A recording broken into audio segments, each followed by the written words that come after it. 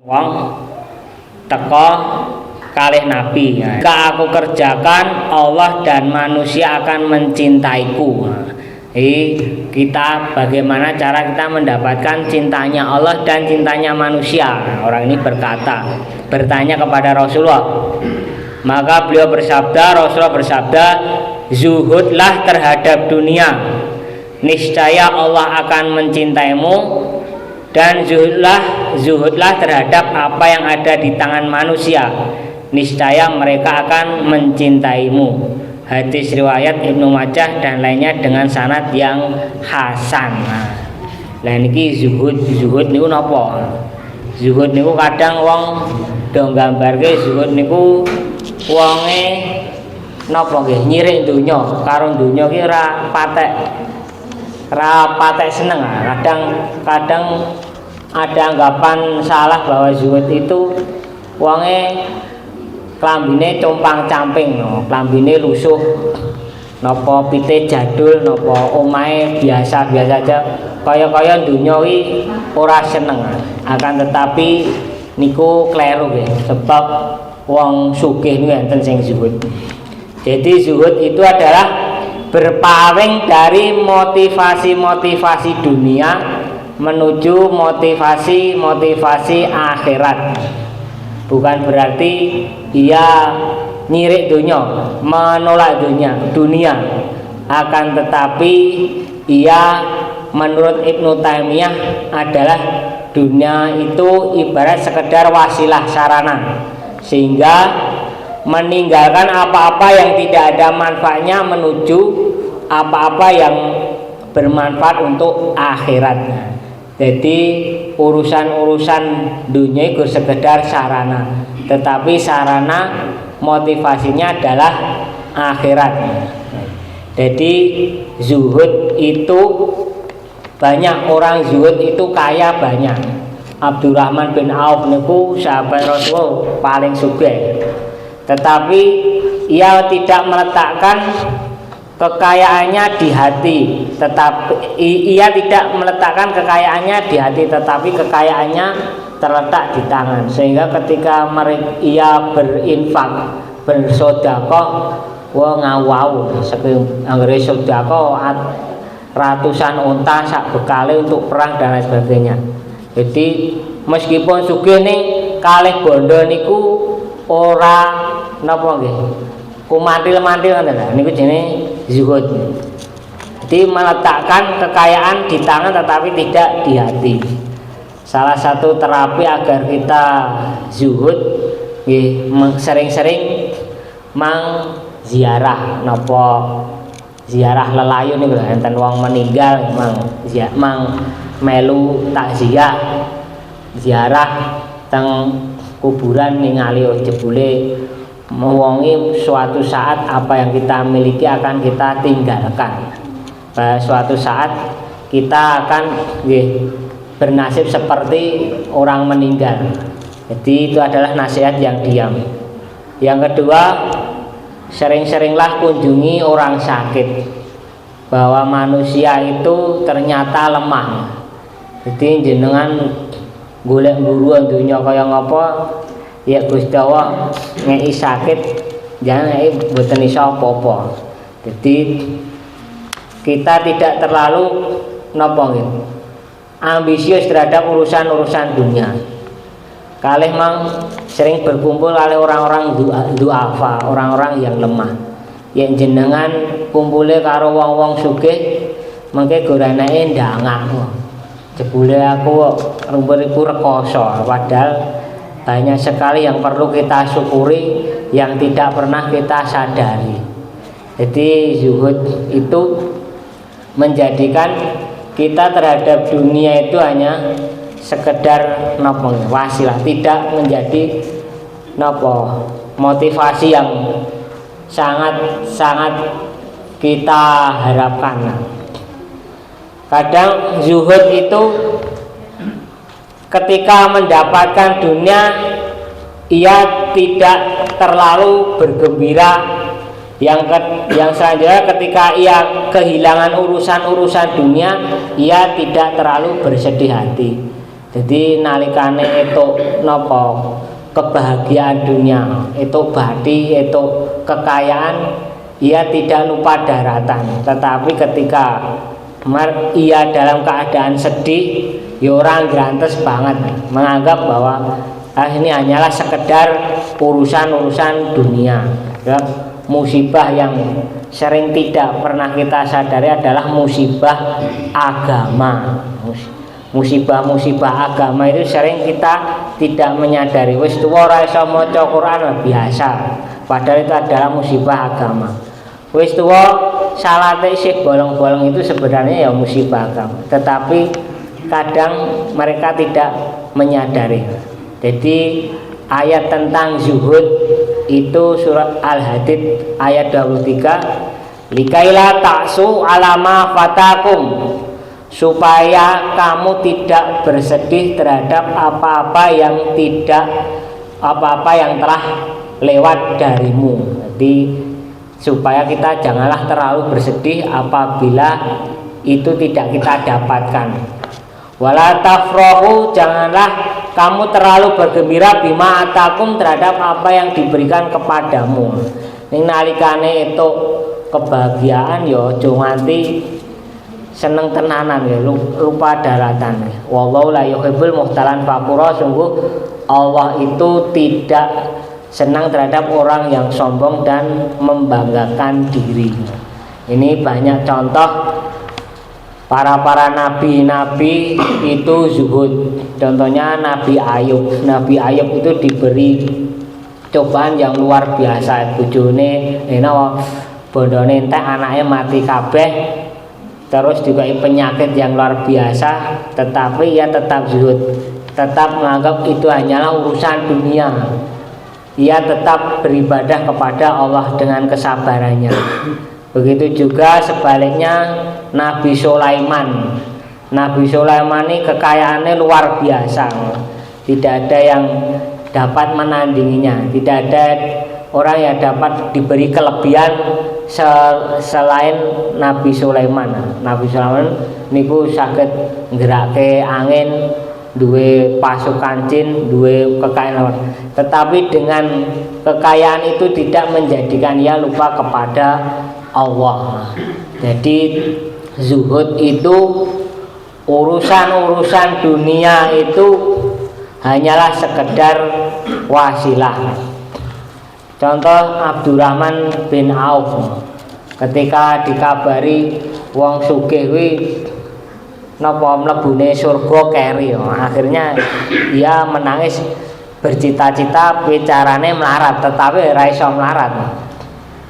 Dan ketika mendapatkan kebaikan justru malah menangis, sebab ia takut kalau kebaikan yang didapat di dunia niku dicicil teng dunia, mungkin teng akhirat ora dikekne ya. Malah itu napa ketika mendapatkan keagungan, mendapatkan fadilah dari Allah justru malah menangis, kok gek malah iki dilongi kebahagiaan punya akhirat dilongi.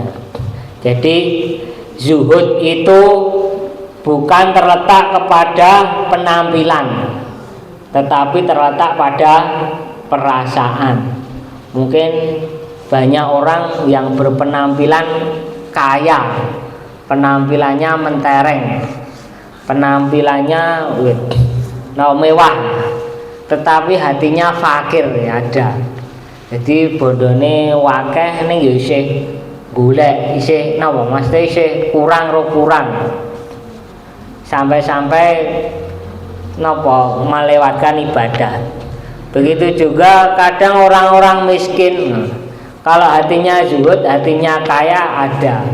Jadi dia meletakkan dunia hanya sekedar wasilah, bahwa kecukupan itu milik Allah. Wa may yatawakkal 'ala Allah fa huwa hasbuh.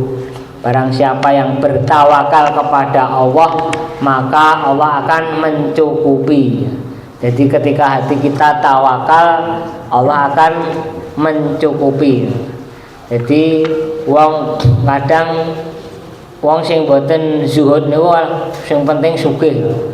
Tetapi sugih niku memang penting, ning aja nganti sing penting sugih.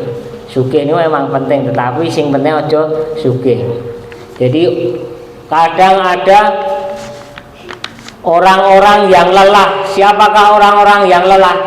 Orang-orang lelah itu adalah orang-orang yang lelah hatinya disandarkan dengan urusan-urusan dunia.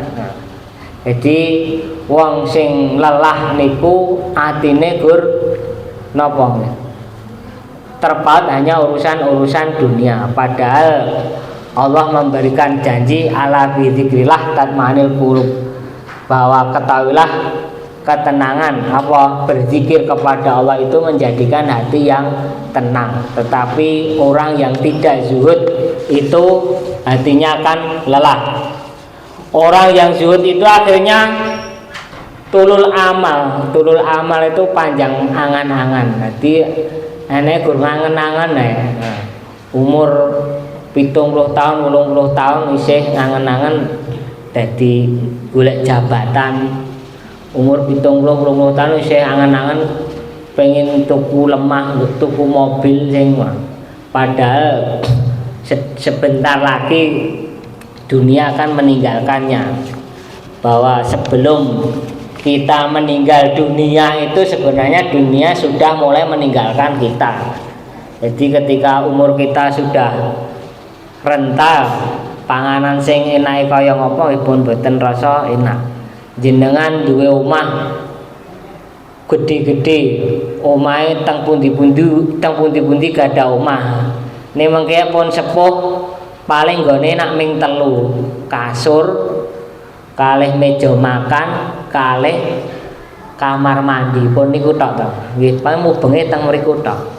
Turu teng kamar mandi mampir, padahal omahe akeh, mobile akeh. Jenengan di kamar 1000 paling sing dienggo ming 1. Jadi jenengan duwe duit kaya apa ajeng tuku makman sing enake kaya apa pun nopo sudah renta, dunia sudah mulai meninggalkan kita. Akhirnya kita meninggal dunia. Jadi hubbud dunya itu kumantil-mantil teng dunya, kedanan dunya itu rusul khotoatin atau pangkal dari kerusakan. Jadi pangkal dari kerusakan ini wong biasanya harus kedanan dunya. Wong kedanan dunya korupsi di napa dijalankan, korupsi, menipu, bahkan melacur, ujung-ujungnya urusan-urusan dunia, menjual keadilan, memutarbalikkan kebenaran niku ujung-ujungnya akhirnya urusan-urusan dunia.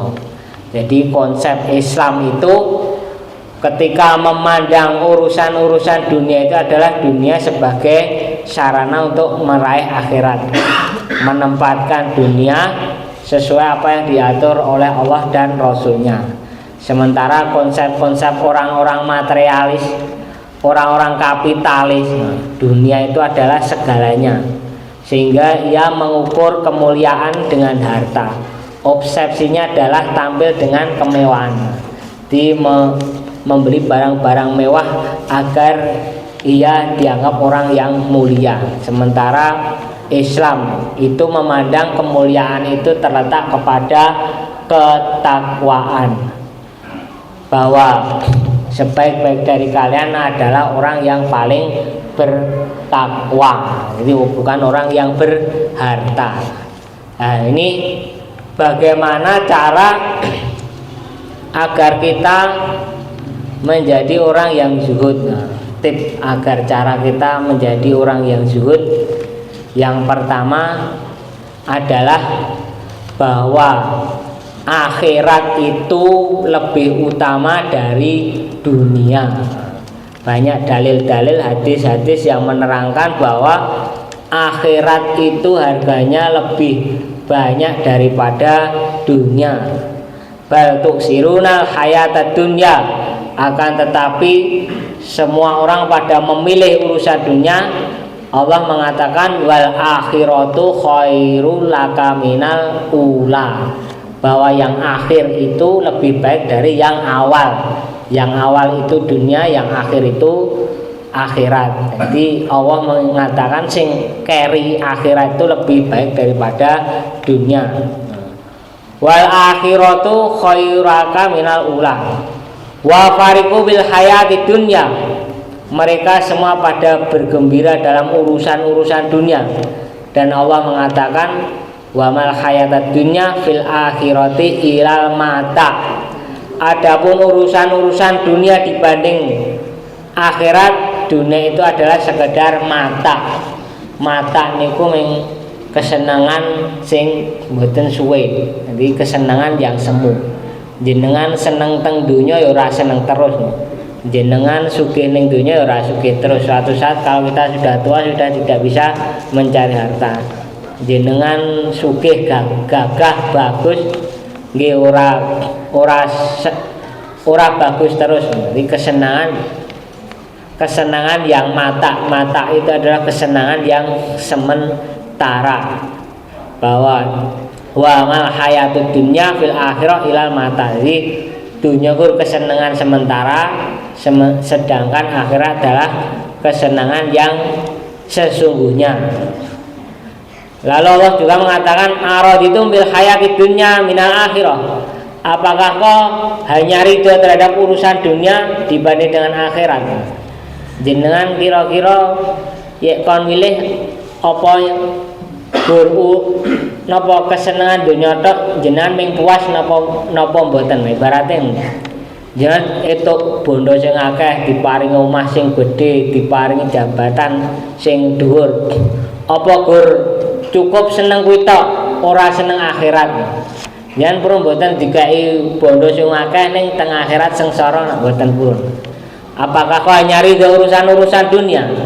Ya kula kan milih nggih mboten, pilih nggih dunia nggih akhirat. Maksudnya tidak hanya sekedar diberi kepuasan dunia, tetapi harapan kita juga diberi kebahagiaan di akhirat. Wa mata'ul hayatud dunya fil akhirati ila qalil, bahwa kehidupan dunia dibanding kehidupan akhirat, kehidupan dunia itu hanyalah qalil, sedikit. Jadi apa kamu hanya ridho urusan-urusan dunia, dikain dunia tok? Ya awake dhewe kan milih nggih mboten, pilihnya nggih tok surga dibanding kekayaan di dunia. Ada suatu riwayat ketika Rasulullah melewati suatu bangkai kambing, lalu Rasulullah menawarkan kepada sahabat-sahabatnya, bagaimana pendapatmu tentang bangkai kambing ini? Ya kula diparingi mboten purun, kambingnya wis dadi bangkai alih pun cacat. Lalu Rasulullah berkomentar, wallahi la dunya ahwanun 'ala Allah min hadza alaikum. Demi Allah bahwa dunia ini lebih hina di hadapan Allah daripada hina engkau menghinamu di hadapan napa kambing yang sudah menjadi bangkai tersebut. Jenengan nganggep bangkai itu sesuatu yang hina, bagi Allah itu dunia itu lebih hina daripada pandangan jenengan terhadap bangkai tersebut. Jadi ibaratnya kangge Gusti Allah urusan-urusan dunia ki ora enek regane. Lau kanatid dunya ta'dilu indallah janaha baudatin. Seandainya dunia itu sebanding di hadapan Allah, itu sebanding janaha baudatin, satu sayap ekor nyamuk. Niki janahan itu satu ya, janahain dua sayap, satu sayap tok. Satu sayap tok niku di hadapan Allah niku tidak napa, kehidupan dunia itu tidak lebih dari harganya satu sayap ekor nyamuk di hadapan Allah. Seandainya dunia itu seharga satu sayap seekor nyamuk, maka masako kafirin minha sarbatan ma, Allah tidak akan memberi minum kepada orang-orang kafir. Buktine hari ini Allah memberikan minum orang-orang kafir, memberikan rezeki orang-orang kafir. Ini menunjukkan bahwa dunia itu di hadapan Allah itu lebih rendah daripada sayap satu ekor nyamuk. Jadi bagi Allah urusan-urusan dunia itu adalah urusan yang sedikit, urusan yang kecil. Jadi di dalam hadis lain bahwa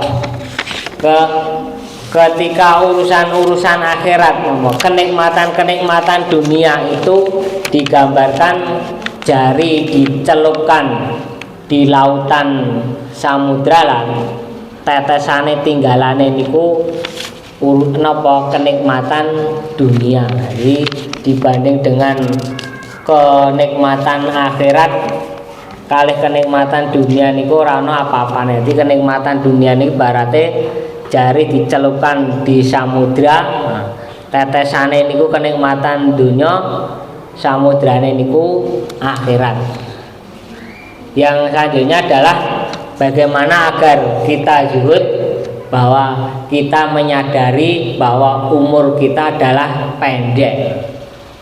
Awake dhewe niki menikmati dunia niki paling pirang tahun kan, kita tidak tahu. Maksimal wong umur 100 niku ya arang-arang. Rata-rata 60 70 niku men arang-arang. Bahkan wong sih nom pun meninggal pun kathah. Jadi kalau kita menyadari bahwa umur kita pendek, maka kita akan berusaha menyiapkan kehidupan yang sesungguhnya. Inna isun akhirat, bahwa kehidupan yang sesungguhnya adalah kehidupan akhirat. Kalau kita menyadari bahwa ternyata kita menikmati dunia itu paling pirang tahun, maka supaya kita tidak sengsara di kehidupan sejati kita, maka kita hendaklah zuhud. Kita motivasi kita adalah dunia. Yang selanjutnya adalah agar kita zuhud, janganlah kita terlalu mensibukkan diri dalam urusan-urusan dunia. Nanti tahu-tahu kita meninggal. Alhaakumut takasur hatta zurtumul maqabir. Kalian bermegah-megahan, tahu-tahu kalian masuk ke dalam kubur. Jadi kadang wong rung sempat iso sinau ngaji, rung sempat ngibadah tenanan, rung sempat munggah kaji, ngerti-ngerti mati. Jadi janganlah kita terlalu, boleh kita sibuk, akan tetapi kita juga menyibukkan diri kita terhadap ibadah kepada Allah Subhanahu wa taala. Nah, selanjutnya ciri-ciri orang zuhud. Apakah ciri-ciri orang itu zuhud? Ciri-cirinya adalah yang pertama, meyakini bahwa harta yang dimiliki Allah, khazainullah, perbendaharaan Allah itu lebih berharga daripada harta yang ada di tangan kita. Kadang orang itu ketika berinfak niku ragu, iki dit 1000 ki dit 10.000 ki tanggo tuku jangan ya eman-eman. Tetapi kalau ia meyakini bahwa perbendaharaan Allah itu lebih berharga daripada dit 10.000, maka ia akan dengan mudahnya berinfak. Ini kadang ora yakin kalih perbendaharaan Allah, luwih yakin kalih perbendaharaan dunya, wong niku eman-eman. Pas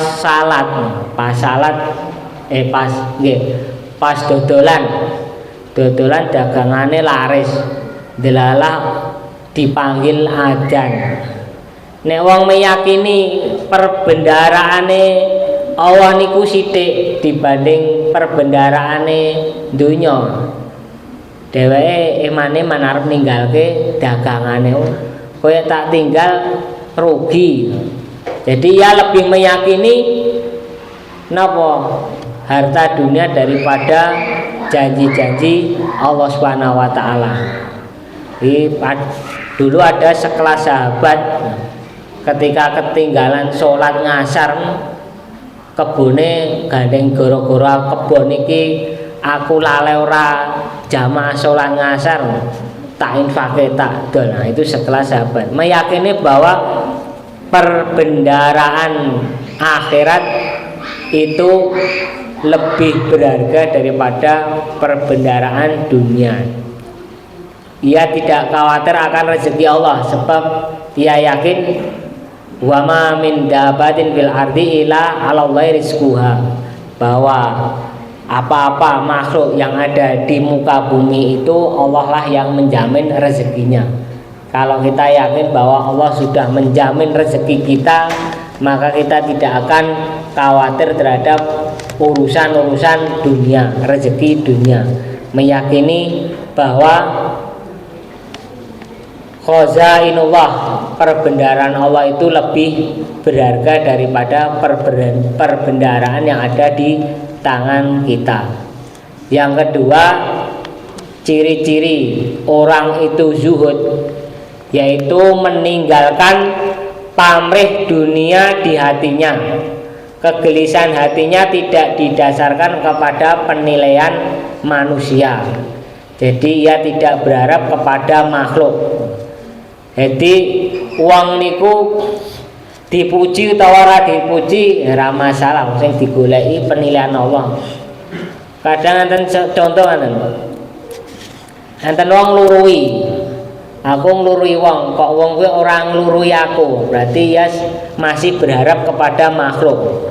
Tapi kalau ia nglurui dalam rangka niatnya adalah memang napa, senyum itu adalah ibadah. Imam yang meyakini bahwa afsus salam, menebarkan salam itu adalah ibadah, ora dilurui, ora dibalas dilurui ya ora masalah. Memang ia tidak berharap kepada makhluk. Ketika ia sakit, pas aku loro, pas aku gane menjenguk wong loro, begitu aku loro kok ora tau ora enek wong sing miliki aku, berarti ia masih berharap kepada makhluk. Ketika orang tersebut sudah berharap kepada Allah bahwa menjenguk itu adalah ibadah, menjenguk orang sakit adalah ibadah, ketika ia tidak dijenguk ya ora masalah, memang niatnya memang karena Allah. Aku karo wonge wis kerep bantu, begitu aku susah kok ora dibantu, berarti ia masih berharap kepada makhluk, masih kecewa, masih disandarkan kepada makhluk. Ketika bersandar kepada makhluk maka akan kecewa. Memang aku bantu, niatku adalah sedekah. Sedekah itu tidak hanya dengan harta. Yang ketiga, ciri-ciri orang zuhud adalah mencari penilaian Allah. Jadi wong ini zuhud, dipuji ora dipuji tetap beramal. Niatnya memang sing digoleki penilaian Allah. Dilihat atau tidak dilihat orang ya ora masalah. Mereka berprinsip bahwa ihsan antakbudullah kana tarau, ya beribadah kepada Allah seakan-akan ia melihat Allah. Apabila ia tidak melihat Allah maka seakan-akan Allah melihatnya. Jadi wong dilihat uang atau ora dilihat uang ya tetap beramal, sebab yang ia motivasinya adalah Allah.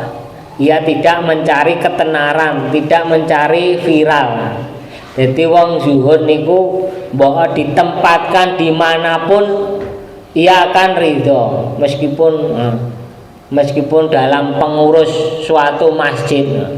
Aku gur didadekke marbot, mboten masalah. Sebab yang ia napa sing digoleki penilaian Allah. Sing digoleki mboten ketenaran. Aku gur dadi tukang nata srandal ning masjid, gur dadi tukang parkir ning masjid. Ora dadi sing ceramah, ora dadi imam, ya tidak masalah. Sebab yang ia cari memang penilaian Allah, bukan viral, bukan penilaian manusia. Nah, niku jenenge wong zuhud.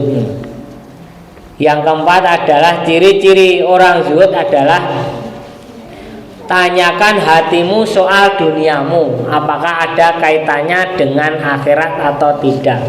Jadi apa-apa yang kita lakukan itu kita kaitkan dengan akhirat. Jenengan duwe HP, kira-kira HP ku iki luwih manfaatnya ning akhirat luwih akeh utawa madharate. Kita pertanyakan apa yang kita miliki. Kira-kira duitku iki luwih bermanfaat kanggo akhirat utawa malah nambah lali kalih Gusti Allah. Kira-kira sing aku ngomong ngene iki enek manfaatnya ning akhirat atau tidak. Ketika saya memposting, ketika saya berkomen, apakah komentar saya itu ataukah postingan saya itu ada dampak apa, bermanfaat untuk akhirat atau tidak. Nah, itu maka orang-orang zuhud akan mengaitkan gitu. Jadi kabeh niku dikaitke kalih urusan akhirat.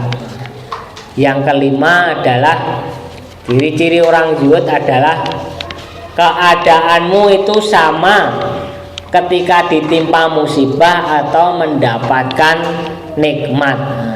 Jadi wong zuhud niku ya ditimpa musibah kalih itu nikmat nggih padha wae.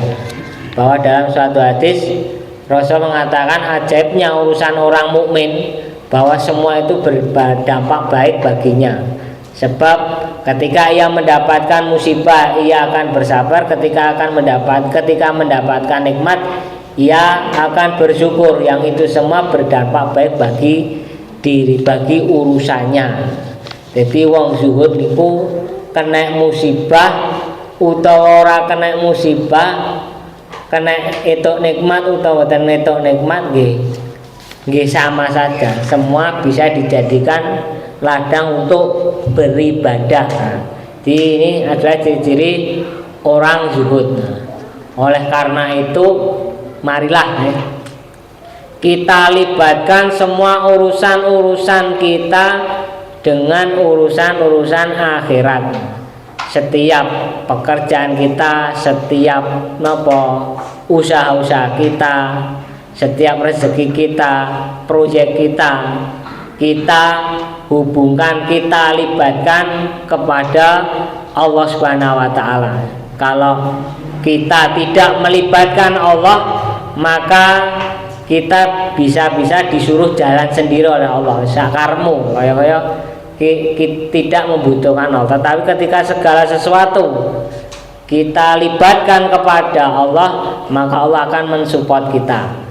Ini sebagai contoh bahwa ini bulan Idul Adha kita mengenang Nabiullah Ibrahim. Nabiullah Ibrahim itu termasuk gelarnya Khalilullah. Khalilullah itu kekasihnya Allah. Jadi Khalilullah niku sithik-sithik sambate kalih Gusti Allah. Jadi sithik-sithik sambate kalih Gusti Allah. Sithik-sithik dikaitkan kalih Allah. Khalilullah itu ada orang yang nggih niku mengaitkan segala sesuatu kepada Allah. Jadi ketika menempatkan keturunannya di padang pasir yang tandus, jadi Allah memerintahkan Nabi Ibrahim meletakkan Nabi Ismail dan Hajar neng tengah-tengah padang pasir. Padahal di situ tidak ada tumbuh-tumbuhan, tidak ada orang, tidak ada air. Tapi beliau Nabi Ibrahim berdoa kepada Allah, ya Rob, sesungguhnya aku telah menempatkan keturunanku di lembah yang tidak memiliki tanaman, inda baitika, di sisi rumahmu muharram yang mulia. Robbana liyuqimunas sholat, ya Rob, jadikan keturunanku orang yang mendirikan sholat. Jadi dari dari pelajaran Nabi Ibrahim ini kita bisa mengambil pelajaran bahwa Ketika kita memulai sesuatu, menempatkan sesuatu pekerjaan kita, membuat rumah atau memulai suatu proyek, itu janganlah jauh-jauh dari masjid. Inda baitika muharraman, aku tempatkan anak keturunanku di padang tandus yang tidak ada tanaman, tidak ada nopo, mboten enten wong, mboten enten banyu, mboten apa. Inda baitika dipun dikaitke kalih Gusti Allah. Jadi niate dicerake kalih Gusti Allah, dicerake kalih masjide Gusti Allah. Jadi jenengan nyambut gawe ini nggih manggolek sing kira-kira gawean jenengan niku mendukung jenengan teng napa, teng agama jenengan. Kadang enten nyambut gawe niku gur arep salat menangel. Nah, oleh karena itu adalah segala sesuatu kita mulai suatu pekerjaan, suatu amal apapun kita kaitkan dengan masjid. Dan liyuqimunas sholat, kita berharap bahwa anak keturunan kita orang-orang yang mendirikan sholat. Akhirnya doa Nabi Ibrahim setelah ribuan tahun terkabul. Mekah niku saniki kita bisa lihat sekarang air Zam-Zam niku dikeduk, diambil berjuta-juta orang boten telas. Di situ dikunjungi orang-orang berjuta-juta dari dunia. Bahwa di situ memang tidak ada tumbuh-tumbuhan tetapi buah-buahan. Jenengan jenggolek buah-buahan teng mriko enten. Ini doane Rasul mengaitkan segala sesuatu itu dengan Allah. Termasuk kita bisa mengambil pelajaran Hajar ketika sa'i Safa Marwah, sa'i niku bisa diartikan sa'a ma'isyah, golek penghidupan itu. Ketika di Bukit Sofa menghadap Baitullah berdoa, medun meleh teng Safa menghadap Baitullah berdoa. Jadi ketika jenengan memulai sa'i, memulai ma'isyah, memulai pekerjaan niku mangawali ngangge doa. Di HP meleh jenengan jeng mangkat kerja mang salat sih no. Ini mengajarkan kita bahwa segala sesuatu itu kita mulai kita kaitkan dengan Allah. Begitu juga contohnya Zakaria. Contohnya istri Imran niku mboke Maryam. Istri Imran niku pun bertahun-tahun orang dia anak, pengen dia anak, padahal sudah tua. Tetapi ia memiliki cita-cita sebelumnya ia memiliki cita-cita, ini nazartu laka ma fi batni muharraran. Aku bernazar apa-apa yang ada di perutku ini nanti menjadi muharraran. Muharraran itu anak yang merdeka, anak yang menjadi pelayan Allah, pelayan Baitullah. Jadi sejak awal itu sudah dicita-cita dikaitkan dengan Allah. Maka ketika lahir Maryam itu menjadi anak yang soleh, anak yang berbakti kepada orang tuanya, menurunkan nabi. Nah ini adalah bahwa segala sesuatu sebelumnya kita memulai suatu pekerjaan apapun kalau kita kaitkan dengan Allah niku insya Allah hasilnya nggih sae. Begitu juga Zakaria juga berdoa kepada Allah. Zakaria niku duwe bojone niku padahal pun tua mandul bertahun-tahun mboten gadah anak, tetapi ia memulai mengaitkan melibatkan Allah. Maka ia berdoa kepada Allah, Rabbi habli min ladunka dzurriatan thayyibah. Ya Allah, berilah aku keturunan di sisimu, keturunan yang baik. Dalam surat Maryam, yurisuni wa yurisu mi'ali Yaqub wa ja'alahu Rabbi radiyan. Aku berharap bahwa kalau aku mendapat anak nanti akan mewarisi dakwahku, mewarisi agamaku, mewarisi keluarga besar Yakub. Dari sejak awal itu sudah diniatkan, dilibatkan Allah, maka Allah langsung menjawab doanya. Padahal sudah berumur tua dan mandul, tetapi keajaiban Allah mengabulkan, memberikan kabar gembira atas kelahiran Yahya.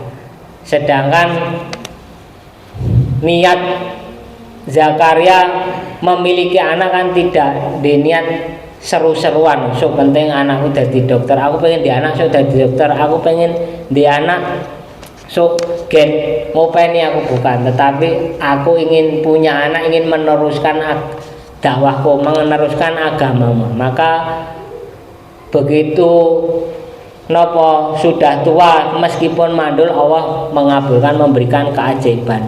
Allah memberikan anak tidak sekedar anak-anak tidak, tetapi memberikan anak yang luar biasa, anak yang sayyidan, anak yang menjadi panutan, anak yang wahusuron, anak yang pandai menahan diri, wanabian, dan menjadi nabi. Diberi seorang anak yang bernama Yahya. Jadi ada suatu keajaiban yang Allah akan berikan ketika kita memulai suatu awal, itu kita libatkan kepada Allah. Yakinlah bahwa kalau kita memiliki tujuan, harapan kita jujur niatnya karena Allah, maka Allah akan jujur kepada kita. Dalam satu hadis dikatakan, intas dukillaha yasduka, apabila engkau sidik kepada Allah, jujur kepada Allah, niatmu memang benar, ikhlas tulus untuk Allah, melibatkan Allah, cita-citamu mulia karena dikaitkan dengan Allah, maka yasduka, Allah akan jujur kepadamu. Allah juga akan memberikan sesuai apa-apa yang engkau inginkan. Nah, ini sekali lagi marilah agar kita mendapatkan cintanya Allah, maka segala sesuatu motivasi kita adalah motivasi akhirat ya. Guru motivasi dunia mungkin itu dunia, kita mati tidak akan mendapatkan apa-apa. Tetapi ketika kita motivasi kita akhirat, maka kita meninggal akan mendapatkan nilai plus di hadapan Allah Subhanahu wa taala.